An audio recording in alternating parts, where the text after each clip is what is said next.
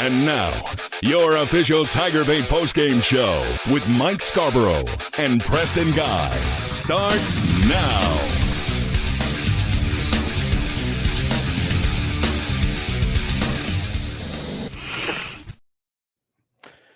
Well, where to start on that ugly affair that we saw tonight? I tell you that the stage was really getting set in the first half.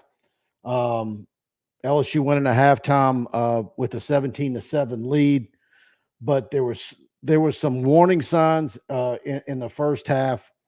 Certainly on special teams snafus. I thought some of the play calling, some real opportunities offensively that just really killed some red zone drives. But the biggest story, obviously, was the second half. And Marcel Reed comes in and did a number on LSU. And, I mean, what was it? 28 unanswered points in the second half, or was it more than that? Was it 31? Well, they got outscored 31-6. Let's put it like that. Yeah, 31 unanswered points in the second half. LSU with only 6. Garrett Nussmeier with 3 interceptions. Receivers out on the field being targets on multiple plays that I don't think should have been targets. When you come into a game like this, I think you go with the guys that got you here. I don't know that you come out here and guys that are maybe rusty or haven't been your go-to guys all year long, that you're going to them on second and long, on drives where you need every drive to actually count. Look, it was the defense did what they needed to do in the first half. Connor Wegman was totally ineffectual. Elko did the right thing, yanked him, and what a night they had in the second half did the Aggies. And LSU had no answer for Reed. Brian Kelly in the postgame looked shell-shocked. You can see that video right here on our TigerBait YouTube channel. And it's I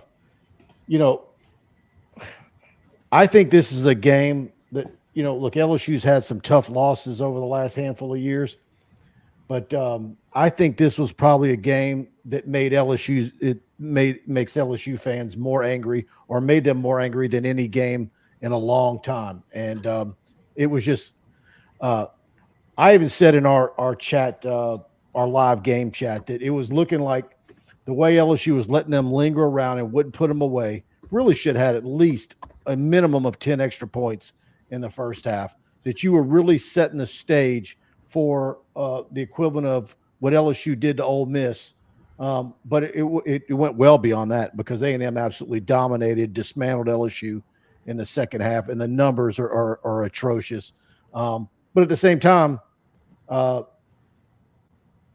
3 short fields that Texas A&M got to get in the end zone were just really bad. In the throws by Nuss, the deep snapper Slade Roy, BK. If you saw him in the post game, you saw him on the sideline getting after him.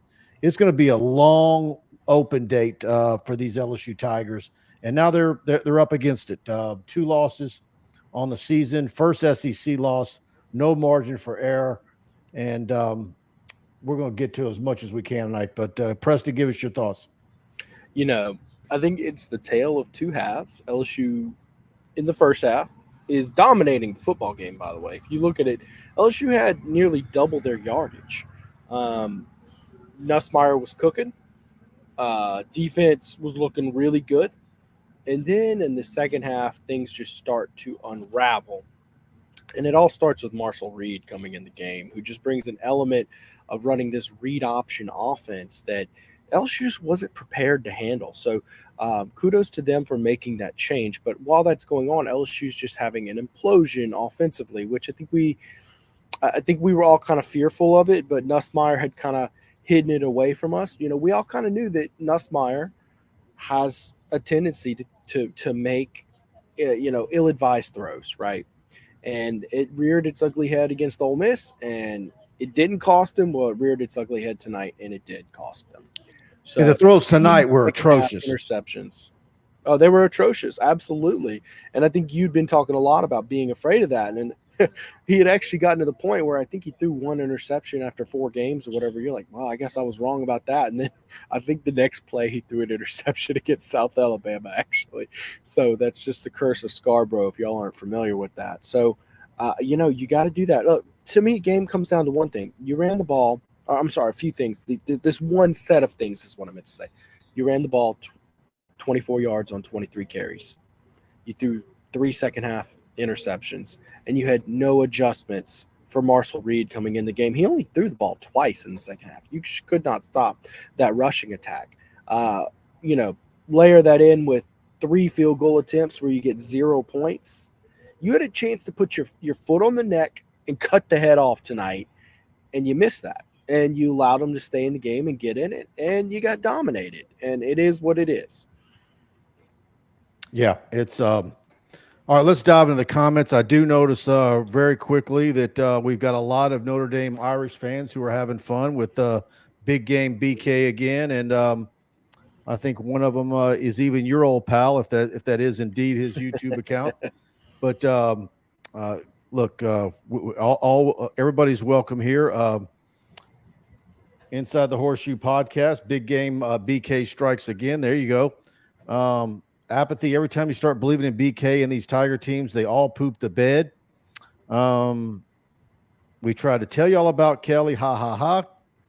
And Wolf dude, Brian Kelly didn't throw those picks. Yeah, BK's press conference is up, and you can see the thumbnail on it, and it tells the story. He looked really whooped and unhappy. All right, let's see. Gary Williams, I'm sorry, but Tim and Nussmeier showed up tonight, and he played a larger role in blowing this game. Anstey Tim had no deep ball or run game.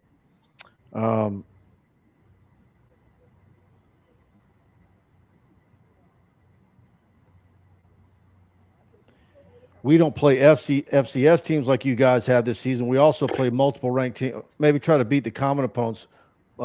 Okay, Irish guys. Okay, you don't play FCS teams, but you sure did play Northern Illinois.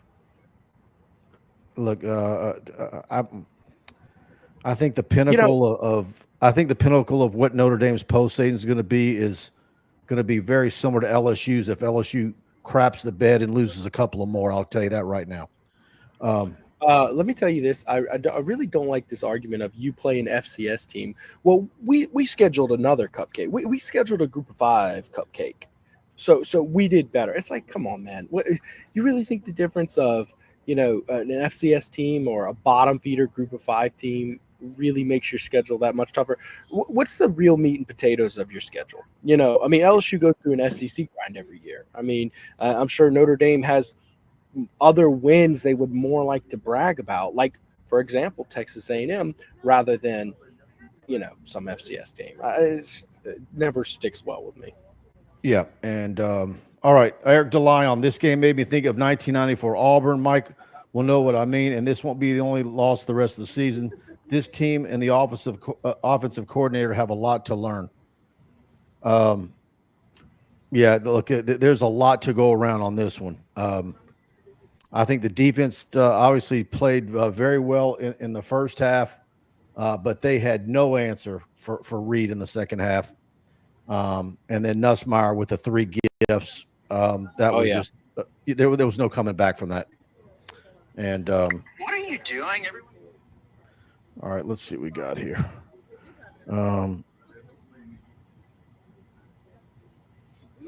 Did you see the scroll down here? I'm going to try to get sift through all the Notre Dame idiots in the chat and get strictly to some of our LSU folks. Hit starred and you'll find it.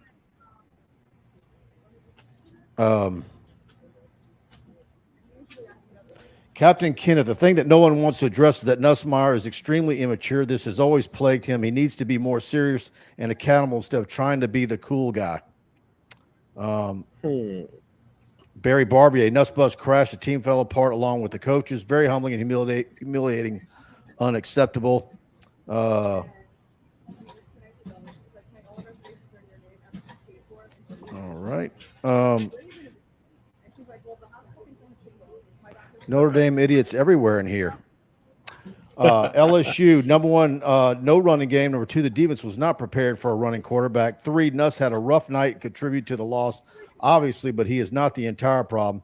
Everyone wants to blame him. He is not the entire problem, but there was no coming back from his mistakes. I mean, at times, you talk about him being the problem. I mean, at times, he's the only thing LSU's got going for him.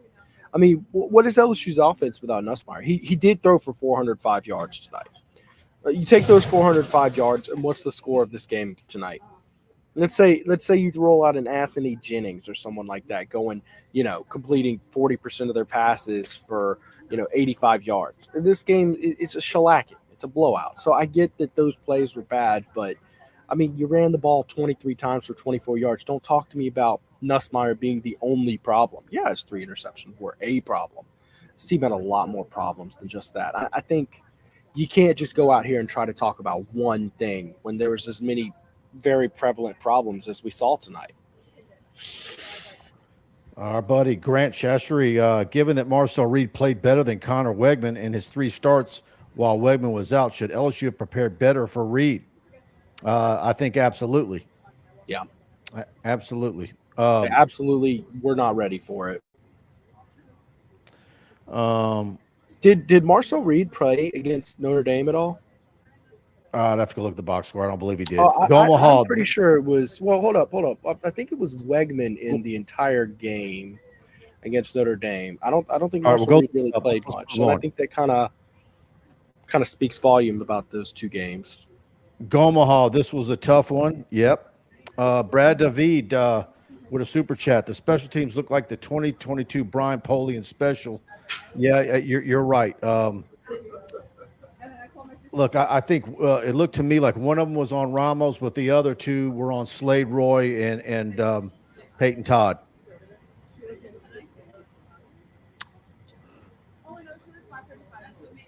Brian Dibalack, look, BK didn't throw those picks or fail to execute on those field goals, but at a certain point, we need to acknowledge that maybe he's not the culture fit for the program. Yeah, I'm not doing this whole culture thing tonight. It's either talent or preparation. Someone not having a Cajun accent is not what the problem is. All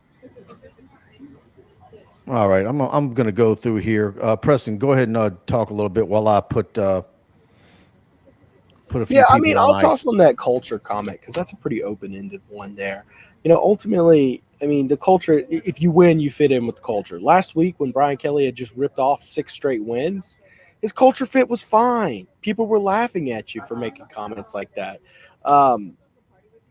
But, when you lose, that's the reality of the situation. There's ebbs and flows in the sport of football, and LSU had been trending in the right direction. And while I do think the defensive progress continued as long as Connor Wegman was in the game, mind you, he went 6 for 18 for 64 yards. The LSU limited A&M to 7 points in the first half. LSU was dominant until they swapped up quarterbacks. So I don't think it's a bigger conversation. I think it's just Nussmeier threw 3 picks. You couldn't run the ball. You missed 3 field goals. And, you couldn't adjust to Marcel Reed in the second half. Nathan Johnson, after Dellinger went out and he got a foot hurt, it was down after that. Is it possible he had a concussion? No, I think it was strictly a foot. And they were over there testing him. They wrapped him up. We saw them testing him, and they must have said, no, this isn't going to go. All right. Of course, we're brought to you each post game by our good buddy, Kenny Haines. And let's hear from Kenny. Kenny Haines is a proud 1989 graduate of LSU Law School with a passion for justice. Kenny stands out as the only lawyer in the state, board certified in both appellate practice and family law. Drawing from 34 years of trial experience, Kenny has navigated the most complex aspects of real people's lives. If you need help in Northwest Louisiana with a family issue, legal issue, or a highly skilled trial attorney, call Kenny 318-222-2100.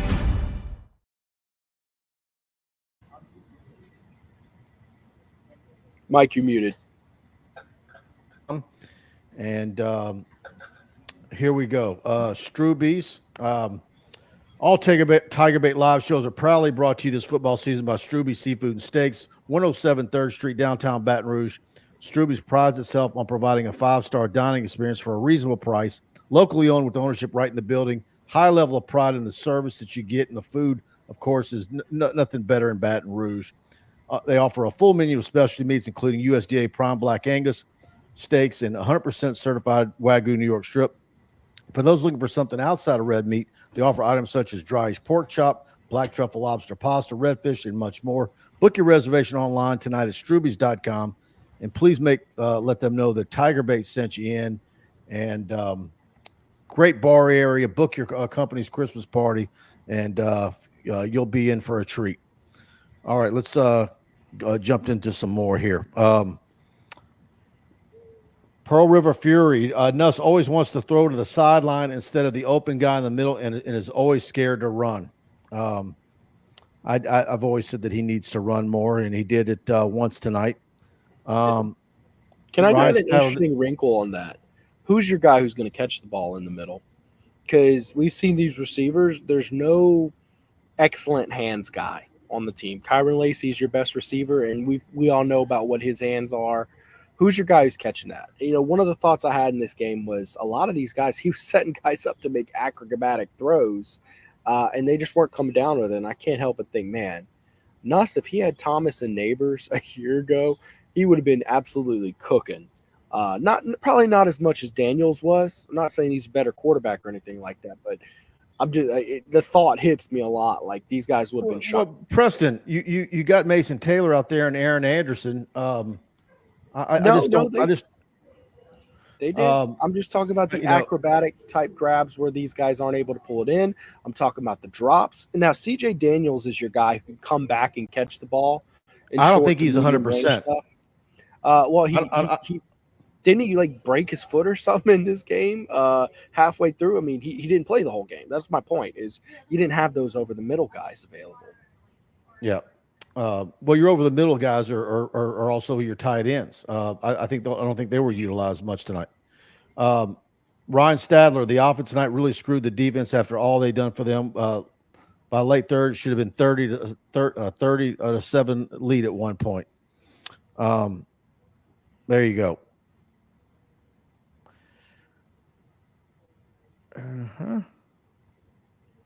Fire 3449. Mike, remember when you said that you didn't think Aaron? I talked about someone that tonight. Fire, and look, I think Aaron's probably a 4-5 guy, and man, he was not going to be denied. I mean, what was fun is you could see on one of the angles him looking up at the screen. He was watching the screen to see how close someone was behind him. But man, he took that one 75 yards, and look, he's not a 4-3 or a 4-4 guy. He's probably a 4-5, 6, 40 guy. He's 5'8", but he's known for being your quick slasher. Plant his foot, change directions after the catch guy. But man, he ran straight up the middle. Nobody could get an angle on him, and he outran him. So. Good for it. It was an awesome play, but there was a lot. They needed a lot more of that tonight than in fact, let me look at it real quick.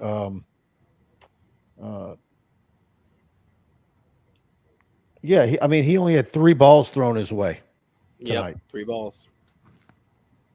That should have been at least double.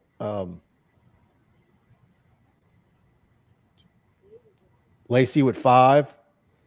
Caden Durham with 4. Nussmeier was spreading out a lot. There was 9 different receivers who caught the ball tonight. He wasn't looking to target one guy heavily. 2 receivers with 100-yard games tonight, by the way. Both Lacey and Harrison both went off for 100 yards. Well, I'm just gonna, one thing that was exasperating to me, and if you were in our TigerBait chat tonight, Chris Hilton hasn't been a guy all season long.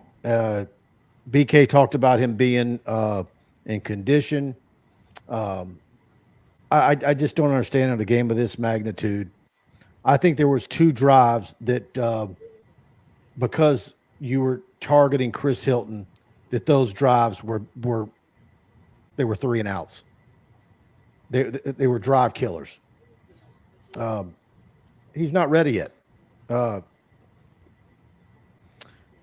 I think there's other guys that should have been a part of the offense, or who he should have been looking at. If you need to get Chris Hilton into the game plan, I don't know if tonight was the night that you try to do it. I don't know when you do it. You need a look. I think you do a little play action, maybe try to throw one to him deep, but there's other guys that have been more consistent and have been with you. A guy that you want to knock the rust off of who hasn't done anything all season. This was the night to see if you can't uncork him and highlight him. Well, I think there was a lot of and by the way, it's not just that. It's Caden Durham being your guy that gets you everything that you need. But when you get in the red zone, it's a diet of Josh Williams. It results in a Ramos miss. Now, Durham ran the ball for 1.4 yards per carry tonight. It was not his night after that first drive. I don't know what happened after that first drive. He just disappeared. Hilton clearly was shaking off some rust. If you saw that end zone throw, his timing on that jump was just off. He jumped really early, and it was a catchable ball for a touchdown, and that makes a big difference. That's one of those things. You ended up getting 0 points, by the way, because you missed the field goal after that. So that extra 7 points, that's what I'm talking about. Sometimes you got to put your foot on the neck and chop. You got to get them out of the game when you're up early like that. Call me Larry. Every team benches their quarterback, but LSU. I also posted that in our chat tonight. I said if LSU had a legit number 2, a guy that I think it's there was a point in the second half that you should have benched that you could have benched Nussmeier. But there is not a bona fide number 2 guy that you just think can come in and make something happen with a lot of confidence. And you certainly wouldn't want to do it at A&M. But do you think LSU would actually have been better if they benched Nussmeier tonight? Do you think it would have helped? Or is this just one of those, most popular guy on the team is the backup quarterback type angles? No, Preston. If LSU had a guy like Reed behind him that could do those sorts of things. That brought a different element. Yeah, no, but that's to say, I don't think they do. There is no number 2 on this football team. That's the problem. Kind of. Yeah. Yeah. DJ, maybe Joe Sloan isn't that good. Jaden Daniels made him look better than what he is, just like Burrow made Joe Brady look better than what he is. Or is this a typical junior season like we've seen out of the last 2 Heisman winners? Some good, some bad. Growing pains. Maybe so. Worth noting, Joe Sloan didn't actually call plays, not officially in any capacity at least, with Jaden Daniels. He did take over for the bowl game, but so did Nussmeier. So he's only called plays at LSU with Garrett Nussmeier so far. By the way, you brought up Joe Brady and Joe Burrow. Both are doing pretty well now, by the way. Joe Brady is in his first full season as OC in Buffalo. He's got Josh Allen with no interceptions already this year. So it's just doing a pretty good job up there in Buffalo, and we all know what Joe Burrow is doing. All right, guys. I'm filtering through some of the stuff here.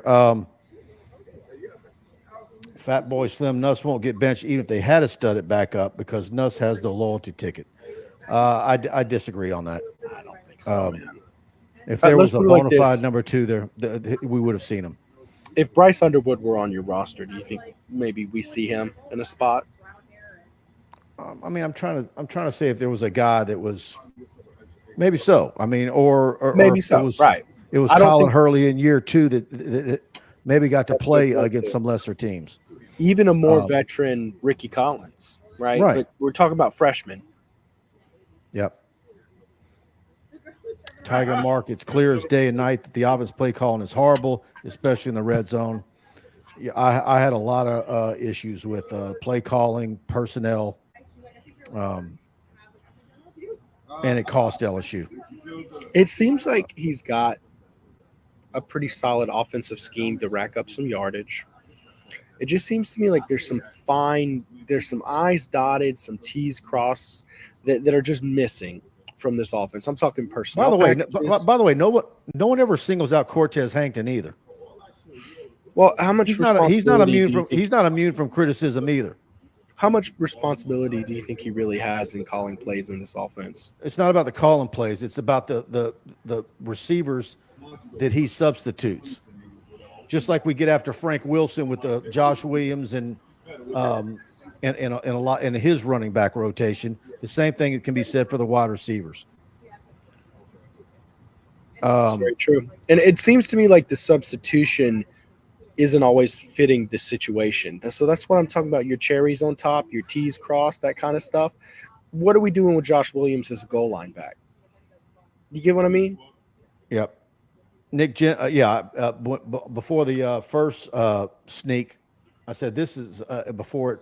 I didn't even know what the play calls, and they did 2 in a row, and they got it. But I was like, it's now crossed my mind multiple times that I wouldn't mind having an actual fullback on the roster. Nick Jensen, real question for the pressure for I'd asked if he were prepared for. He was asked that, and he basically said, "Well, if I'm an opposing coach and I watch LSU tonight, I'm going to start looking at running the quarterback and doing a lot more of that." And so it's something that they're going to have to work on. But do I think that they did much preparation for Reed this week? No, they did not. And I think BK basically told you that in the post game.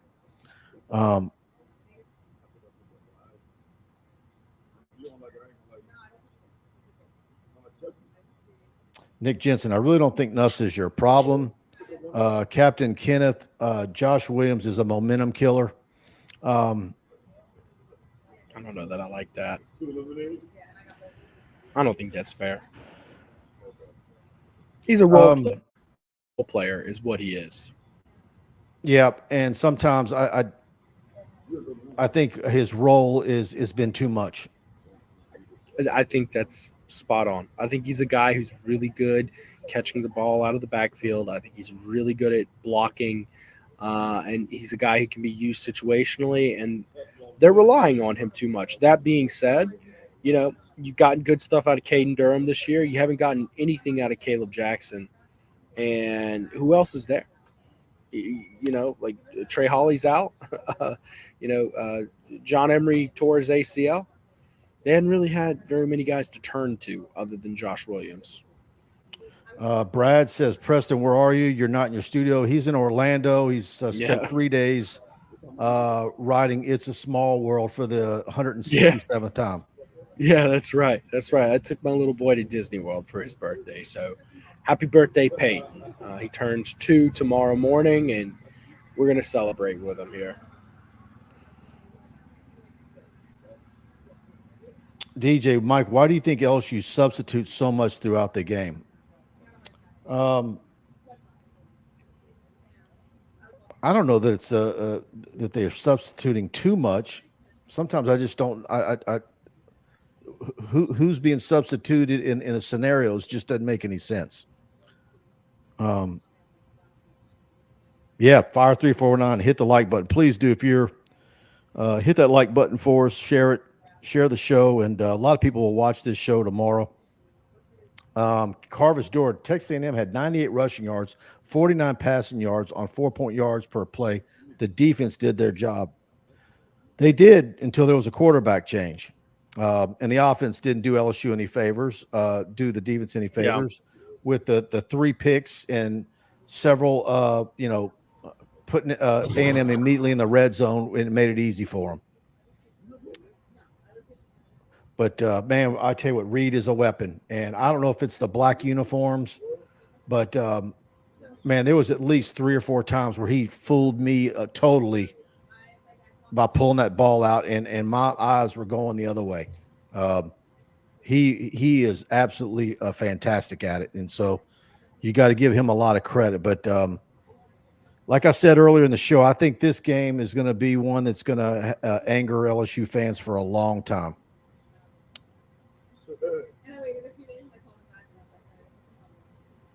All right, let me get down to some of these. Captain Kenneth, in the run game, it just seems like when he touches the ball, it's either a tackle for loss or a 1-yard gain. It slows your rushing attack. I just don't think he is shift enough or hits the hole. He is definitely not anywhere near as dynamic as Caden Durham. But Caden Durham, does need a little bit of rest, and he can't. I mean, you need to rotate the backs. Didn't see any Caleb Jackson, but it sure seems like when there's real pivotal times where you need something special to happen, all of a sudden Williams is the game, and it's not Durham. And don't forget, Caden Durham is not 100%. He's still got dislocated toes, and he's going to need these next 2 weeks to get that in a better place. Yes, Greg Lisman Jr., Vandy is going to be a problem. The thought hit me today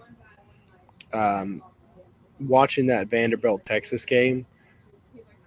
You better watch out. Every team who plays Vanderbilt might ruin your season. I mean, they are legitimate, man. You don't want that embarrassing loss. It doesn't matter how good or how many games they won.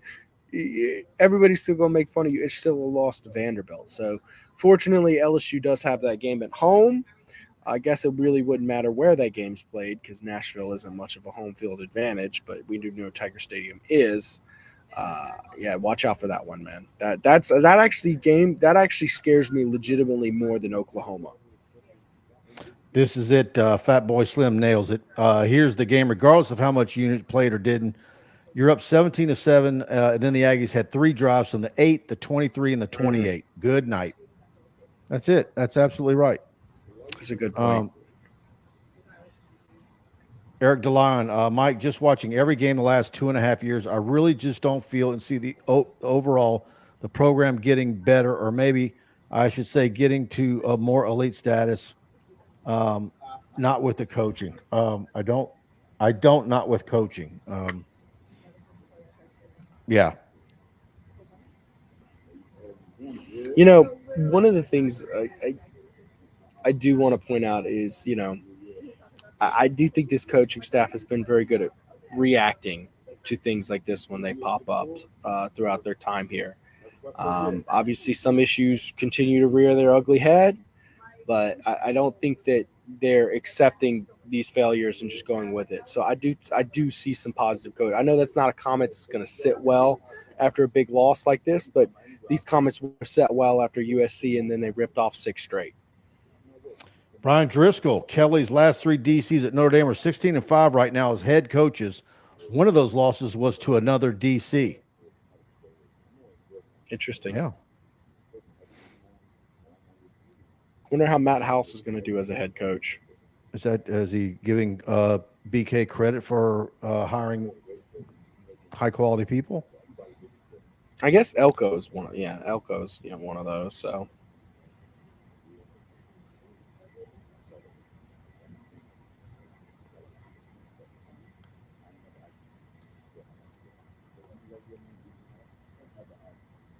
And look, I think you got to give him some credit for this Blake Baker hire too, because I understand the second half is what it is. 3 interceptions didn't put him in good position. New quarterback, but at the same time, this defense is greatly improved. Tiger Mark, it's hard on any defense facing a dual threat quarterback, but make no excuses. We just didn't get it done offensively. Offensive plan, plain and simple. We better get things right with Milroe in 2 weeks coming. Absolutely. Oh boy, I didn't even think about that. Yeah, yeah. If you think Marshall Reed is a running threat, wait until you see what you get. Well, and here you go, Milroe. And look, here's the scariest thing about that matchup with Milroe. You got killed by Marshall Reed in the second half. He threw the ball twice. Knock Milroe's arm all you want. I have done it early, often, and consistently throughout his career. I do not think he's a good passer. Okay. If you don't need to pass the ball, who cares? He'll eat you alive. Well, he didn't need to pass the ball last year. Here's the thing. A lot of people were having fun with me the last 2 weeks because what week was it? I said LSU was going to lose 3 of the next 4. And I also said at one point before beating Ole Miss and then taking care of Arkansas and Fayetteville that that 7-5 was more likely than 9-3. And so now you're at 2 losses with Alabama coming to town, and now you're going from people thinking automatic playoffs and running the table and going 11-1. One of our big subscribers, FizzBuzz, was in that camp, as well as someone who comments in our threads in our YouTube channel every week saying 11-1. Now you're right back into looking at it and thinking, man, is this team heading to 8-4 again? Well, I'm not there yet. That'd be that's a good question. I don't worst SEC half collapse in LSU history. Oh boy, No, it's not. there has to be one where they blew a bigger lead. There's not. Auburn 94. That's the Jamie Howard one. All the interceptions, the interception game. Yeah, that was one of them. Yeah. Tennessee 2005. They were up, what was that, 21-0, and Jimmy Clausen came in the game, and not Jimmy Clausen, Ricky Clausen came in the game and won that game on Monday night after Katrina. That's probably a bigger collapse. Yep, and Hal Jubin said that. Auburn 94, UT 2005. Yeah, there we go.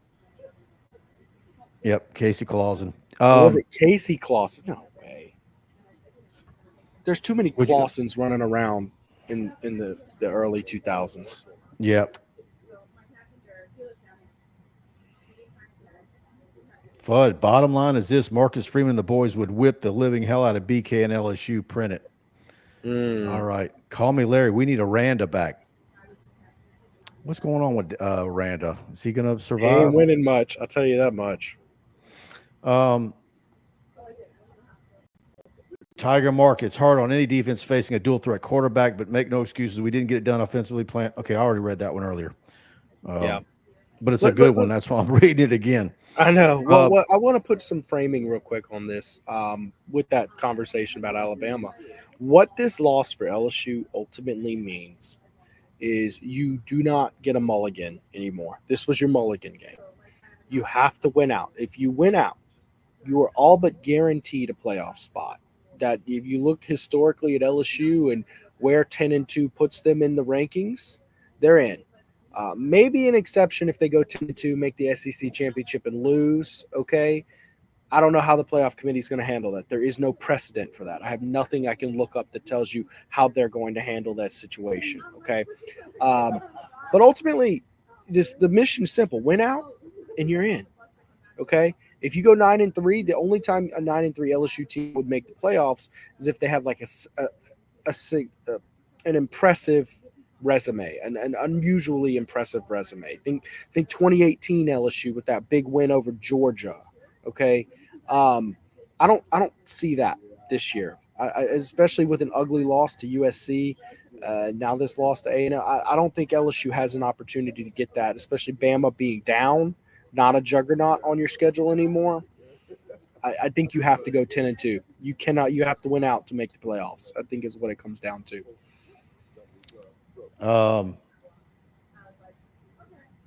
Let's see. Jacob Steely, Notre Dame fans, hit the like button. We fan respect the fans, not the coach. James Guillory not making the playoffs. Eric G, they have to have a chance at the playoff, win out to have a chance at the playoffs. I think it's going to be very difficult to do that. Look, you beat Alabama. You still got to go to Florida. I mean, look, LSU is going to be favored in these games. I'm assuming maybe the Alabama game's close to a pick 'em, or maybe LSU minus a couple. But yeah, Hal Jube and Mike just went out and booed up, and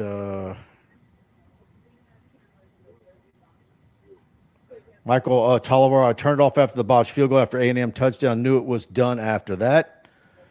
Brian Driscoll, last question: is it better to make the playoff and lose in round one, maybe in round two, or make a bowl game, win it?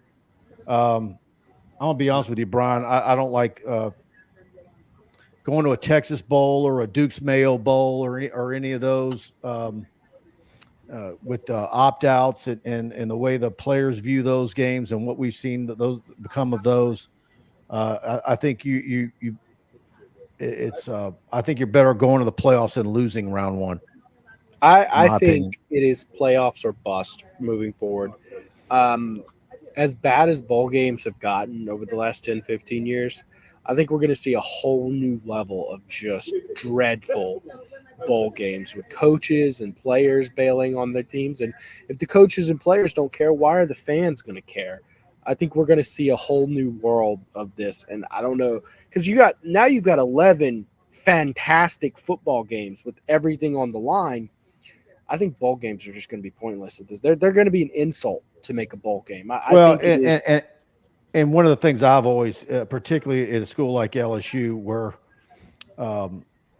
maybe people get mad at me for saying it, but I can't stand the whole going 9-3 and getting the 10th win in a bowl game where you're playing a game against somebody like Purdue or somebody with 20 opt-outs, and it's an ugly bowl game that nobody gives a damn about. Fans aren't buying tickets for much of those bowl games anymore. Right.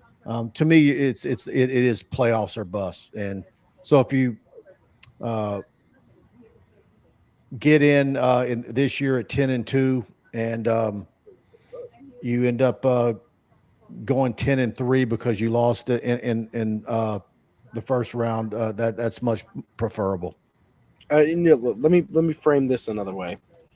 Do you consider yourself a top 10 program in college football? I think most LSU fans would say yes, right? Every time you don't make the playoffs, you got pie in your face, if that's the case. So you gotta. I mean, I think there's been some excuses. Oh well, you didn't make the championship. Well, that's okay. It's rare to make the championship. Well, it's if you're a top 10 program, it should be common that you make the playoffs. So every time you miss it, pie in your face. It doesn't matter if you have a big bowl game win. Nobody cares anymore, and that the caring. Yeah, I just going down and down. If that, to me, that's Les Miles and Mark Richt. When you go 9-3 and another 10-win season, that's not what you paid $100 million for. I don't think people are going to care anymore. No, I think yeah, make the play. You would much rather get blown out and embarrassed in the playoffs. At least people were talking about and caring about you. I predict that the ball coverage this season is going to be in an all-time low. Interest is going to be at an all-time low. And I'm not just talking about fan interest. I'm talking about the team's interest. And I don't know what the solution is going to be for it. I guess let's see how big the problem is first. But the only thing I see happening is they're just going to have to expand this playoff. All right, here we go. Let's hear from our one of our favorite sponsors, Genesis of Lafayette.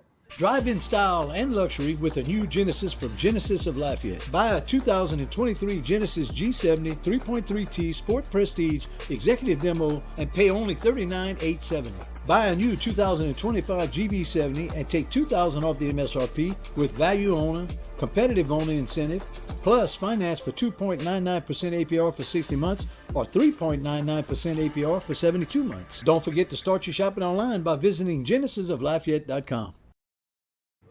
All right. I'm telling you right now, folks, get over to Genesis of Lafayette, 877-856-2961. Set up your test drive, GV70, GV80, the sedans. Everything that Genesis is putting out is either number one by U.S. News and World Report, Car and Driver, all of them. And big LSU fans over at Genesis of Lafayette. Nobody sells more Genesis vehicles in the state of Louisiana than them. And ask for my buddy Blake Mesh and, of course, his sales manager, Jaron Guidry, two huge LSU fans. And I don't care where you're at in Louisiana, they'll deliver it to your driveway. Give them a chance to earn your business, and you're going to be extremely happy with a Genesis product. Captain Kenneth, there are certain programs where you should be in the playoffs every year. LSU needs to be in the playoffs that's where I'm at, 3 out of every 4 years. And look, I'm going to take you another one further. I think every time you miss the playoffs, you need to do something excellent to offset that, so the average goes back to on average, you're a program that makes the playoffs every year. Yeah. Whether that be a Final Four berth or whatever. Look, I before LSU beat Ole Miss and beat Arkansas and got into this situation where got into the top 10 and this game became a marquee national game. I'm still of the belief that 2026 is the season where after this recruiting class is coming in now, and 2026 is going to be a very salty class as well. Also looking at how the schedule is going to flip around next year. I think because some of the parity in college football in the SEC right now, maybe there was a little bit of fool's gold into what we're seeing right now. This team still is missing a lot of pieces. And I think what you saw tonight as well with the change at quarterback, I think some of LSU's deficiencies with that defensive line, particularly the interior of that defensive line, got exposed pretty darn well as well. But they're going to need more time. But look, we're going to see how this thing plays out here in the next few weeks. The bad thing for LSU is now you go into this one with a very ugly loss on the national stage, and because you've got an open date, you've got to go 2 weeks before you can try and get that nasty taste out of your mouth. Ivan Salazar, we do not have a running game. We do not have a running game. Our O-line has no push. There was no openings to run the ball anywhere. And because Nussmeier is of no threat to run the football, even though he's very capable, it puts LSU in a real predicament, particularly if you've got some banged up receivers, if you've got a defensive backfield that in A&M that's got several guys that are capable of blanketing receivers, and you're not having your whole smorgasbord of options. And I think also, I don't think without a doubt that crowd got to Nussmeier tonight as well. Yeah, they said it was 108,000 people. Sean D. Nuss having 9 interceptions is not acceptable. Probably should be more. What did I say? I said he would have 12 in the preseason. And so he's at 9. 12 looks conservative at this point. Yeah. D. Scott Riggs, the best way to get that taste out of your mouth is to give Bama a third L in 2 weeks, one game at a time with this team. Absolutely. And look, that's the other part of it. They get to come home and stew on it and look at social media and everybody kicking them around. And I have a feeling they're going to come out and play a really very good game against Alabama.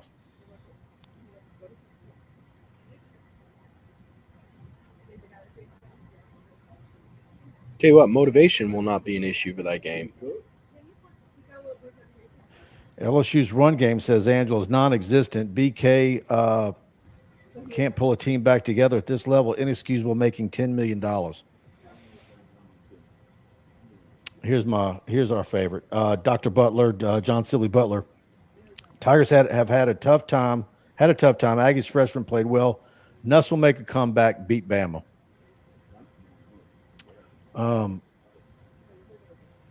Rodney Schaefer, whole game flip on the first pick, momentum change right there. There are some things that give me hope.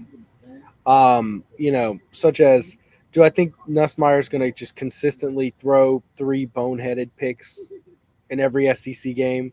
I obviously don't think that's going to happen every time. However, I do think his, 300 plus yards, that has been a regular thing.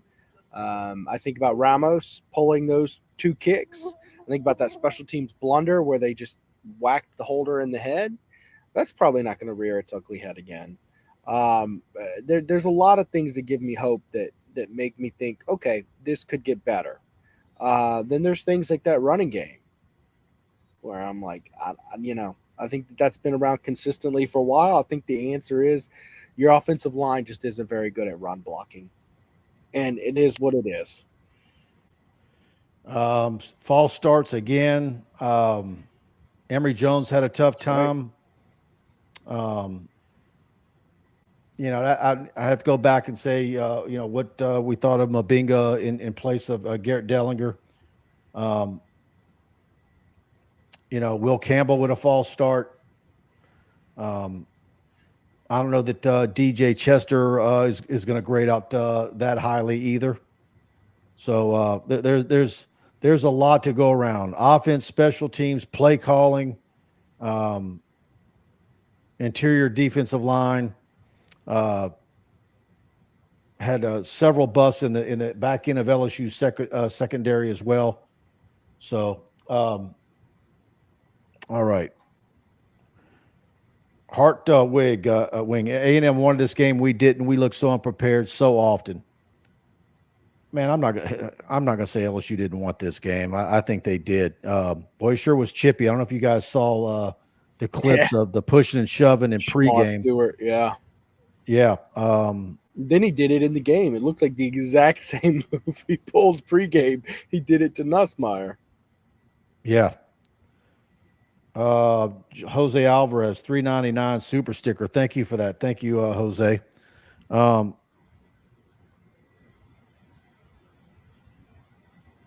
see. Jose Alvarez, y'all know what happens to CEO who have the big salaries and don't deliver? Yeah, BK is not going anywhere. Let's touch on that real quick, because you know a lot of people are acting like he's been an epic failure at LSU. Well, I mean, the man is 26-9 as your head coach, which is certainly not where you want to be. But Mike, if I had told you that the program he inherited from Ed Ogeron, we're talking 39 scholarship players, you've heard the shtick 1,000 times about how bad it was, right? Or some people in the chat called it a dumpster fire, right? And inherited that, right? And he was going to go on to win 26-9, or start 26-9 after that. Wouldn't you have taken that? I think universally the answer is yes, but they just probably would have expected it more so. Okay, well, you win, you know, about 7-8 games year one, and then you steadily incline a little bit more, where it's been mostly plateaued since he got here. And I think that's where the frustration comes in. Preston, I'm looking at just while you were talking, I was glancing at the analytics for BK's post game. It says here that the second highest referral of a site that's embedded BK's post game is a website called ndnation.com. Thanks. You know, we got to eventually thank these Notre Dame fans for supporting our channel as much as they consistently have over the years. You guys have been great. Absolutely. All right, let's see something real quick. You got a super chat. Trucking with Casper with a super chat. Thank you. I mean, how does Nuss come out and play like that in the second half? Absolutely embarrassing. I'm not sure because we're not in College Station. Our Garrett Ross was there and others. I'm not sure if Nussmeier came out and spoke with the media. Maybe he did. He's prone to come out and talk even if he did not have a good game, but I'm curious. I mean, look, Truckee, I don't have an answer for you. Obviously, Nussmeier's the only, and his coaches are the only ones who are going to have a true answer for you. But the best I can tell you is he's prone to a bonehead throw every once in a while. And in this second half, we saw that a lot, okay? And I think the first one was probably just him feeling a little too happy with himself, a little too overconfident after making some crazy throws. And I think after that one, it was more so that you were so one-dimensional. I mean, a lot of times when you're predictable and they know you're throwing the ball, you put yourself in positions where they got everybody stacked back and they're just letting you throw, but they got coverage back there. And a lot of times it's hard to throw in those situations when you're so predictable, when they know what's going on, because you ran the ball 24 yards on 23 carries. Casper, man, thank you for that super chat as always. Let's see. Capital City Grill, folks. Brunch, big Sunday brunch tomorrow. Need to head over to Capital City Grill, 100 Lafayette Street, downtown Baton Rouge. We're very proud to have them as a sponsor of all of our live shows. It's your ideal lunch and dinner stop for your casual dining experience. Capital City Grill features a variety of sandwiches, burgers, seafood pasta, steaks, and with almost everything priced at $30 or below for an affordable experience. And don't forget to celebrate either a Tigers win or if you want to go eat some carbs and drown out after a loss. 11 to 2 tomorrow, Capital City Grill. And head over to capitalcitygrill.net and check out their menu. And I'm going to put this up on the screen. I just uploaded it. This is from 2 Sundays ago. Look at those chicken and waffles. Oh, dude, it's insane. You see that? Get over to Capital City Grill. If you don't like it, it comes out like that with all the syrup. Tell them to put the syrup on the side. And if you want to be a little bit less on the sugar side, but man, it's the best chicken and waffles I've ever had. All right. Dane Bergeron rolling in with a super chat. Halloween cost us this game. My ex-wife is flying around on her broom and ruined LSU's mojo. Yeah, I hear you, Dane. Thank you for that. Angela sends us a super sticker. Thank you for that, Angela. Much appreciate you guys supporting TigerBait. Trucking with Casper sent a second super chat, by the way. You might want to go back and check that. Is this one it? Yep, that's it. This is not a coach problem. BK not responsible for Nuss throws, and honestly, hard for a defense to cover options. Yeah, I'm not. I think the players.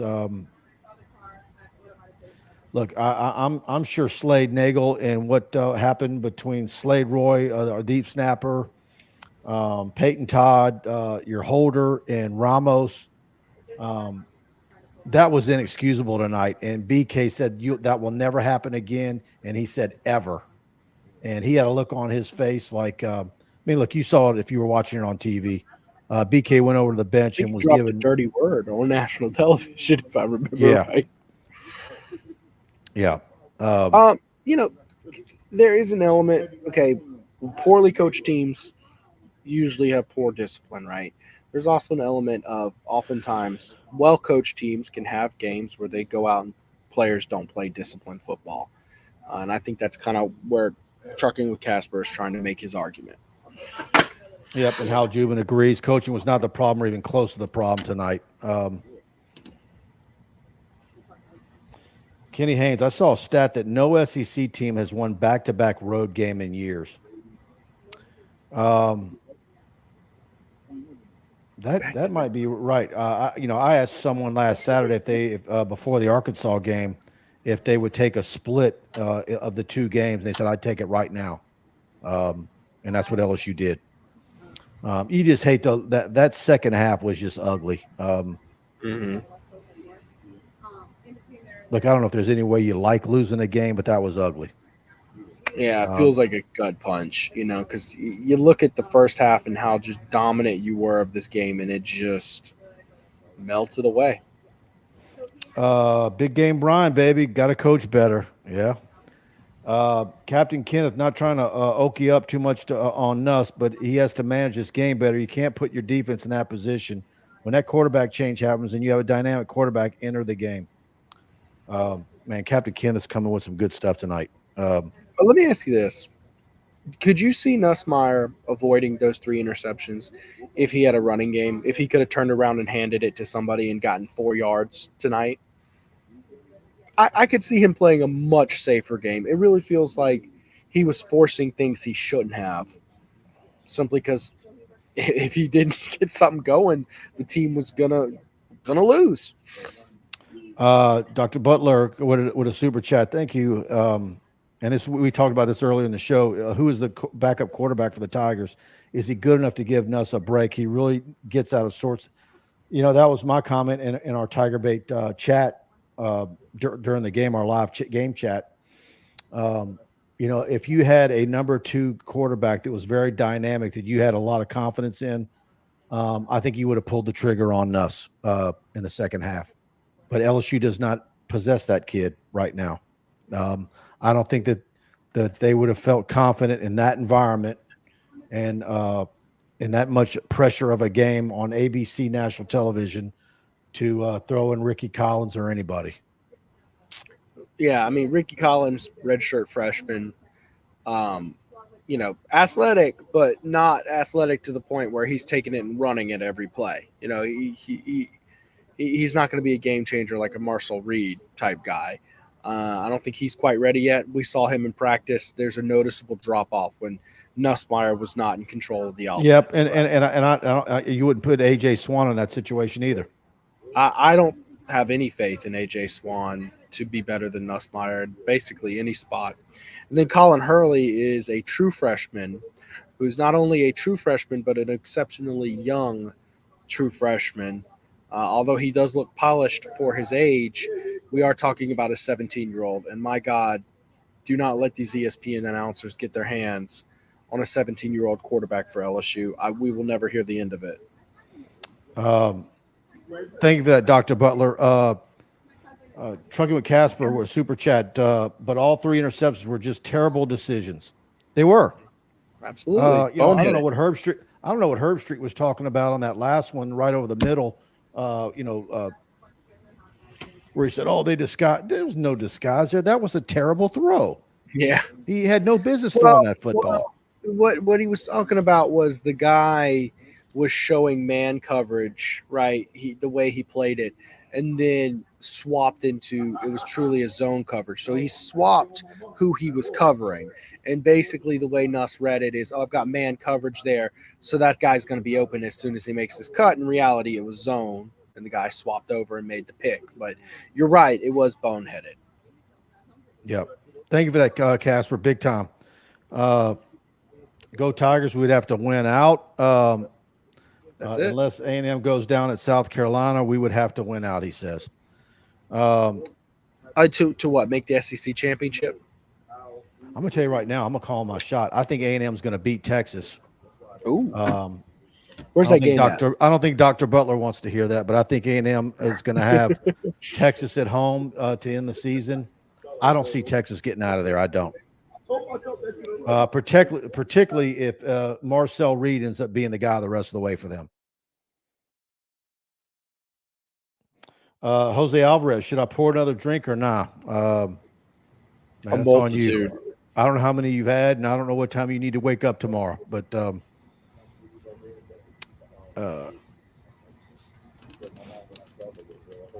Jonah Kukowitz.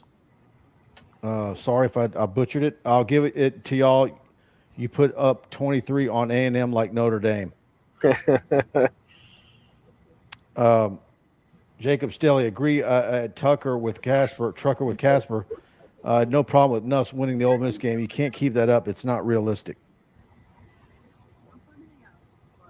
B-Rock ESPN announcers drilling over A&M quarterback. My son's friend Kirby says. I just think Herb Street needs to lay off the rouge, man. That makeup's getting worse each week. All right. Anything you want to add before we get out of here?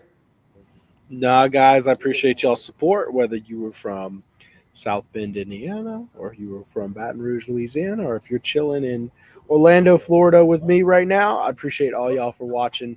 We'll see y'all this week with our show with me and Zach, and Mike will be back Wednesday. Dr. Butler comes in chat before we roll out, though, Mike. Yeah, Dr. Butler said that Texas is going to take care of A&M. And Trucking Castle with another super chat. What do you think of how to defend options? I mean, it's just so hard to defend. Look, man, I don't. Again, I don't know. Had they prepared for it or spent some time on it this week, that they would have been any better at it. I think Reed was that good tonight. And then when he pulled it down and threw it deep, that was a blown beautiful coverage, though. Yeah, but still, I mean, that's part of it. Right. I mean, LSU was ill prepared, and his ball fakes and him knowing when to pull it back out and take off with it. Yeah. Boy, he is really, really good at that. They're going to be. I think they've got a real good shot to A&M to win a lot more games here. We're going to see.